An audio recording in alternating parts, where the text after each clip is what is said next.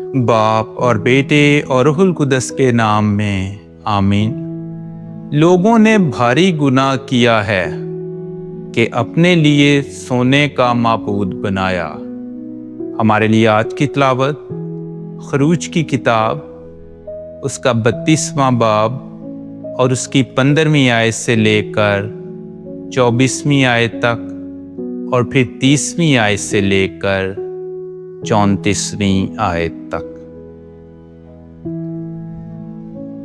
तब मूसा फिरा और पहाड़ से उतरा और शहादत की 2 लोहें उसके हाथ में थीं।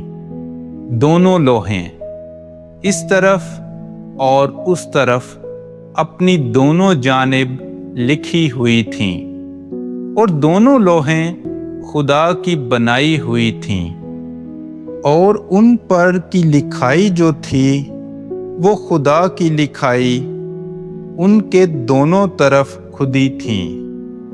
और योशुआ ने लोगों के शोर करने की आवाज़ सुनी तो मूसा से कहा कि खैमागाह में लड़ाई की आवाज़ है। तो उसने कहा कि ये फतह का शोर नहीं और ना शिकस्त का है, बल्कि मैं गाने की आवाज़ सुनता हूँ। जब वो खैमागाह के नज़दीक पहुँचा तो बछड़ा और नाच देखा और मूसा का गुस्सा भड़का तो उसने अपने हाथों से दोनों लोहें फेंक दीं और उन्हें पहाड़ के नीचे तोड़ डाला। तब उसने बछड़े को जो उन्होंने बनाया था लिया और उसे आग में जलाया और पीस कर खाक कर दिया और उसे पानी में डाला और पानी बनी इस्राएल को पिलाया। और मूसा ने हारून से कहा कि इन लोगों ने तेरे साथ क्या किया कि तूने इन्हें ऐसा बड़ा गुनाह करने दिया। हारून ने कहा, मेरे आका का गुस्सा ना भड़के।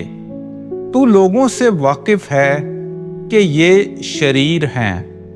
तो उन्होंने मुझसे कहा कि हमारे लिए माबूद बना जो हमारे आगे चलें, क्योंकि ये मर्द मूसा जो हमें मुल्के मिस्र से बाहर निकाल लाया, हम नहीं जानते कि उसे क्या हुआ।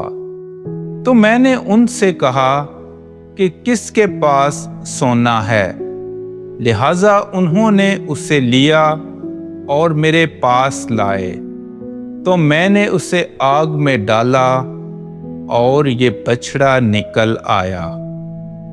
और जब दूसरा दिन हुआ तो मूसा ने लोगों से कहा कि तुमने बड़ा भारी गुनाह किया है और अब मैं खुदावंद के पास ऊपर जाता हूँ ताकि अगर हो सके तो तुम्हारे गुनाह के लिए कफारा करूँ।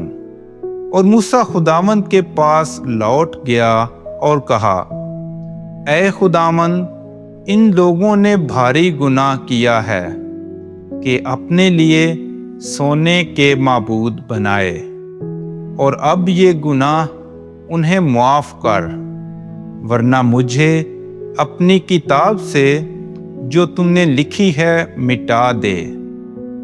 तब खुदावंद ने मूसा से कहा कि जिसने मेरा गुनाह किया है उसी को अपनी किताब से मिटा दूंगा।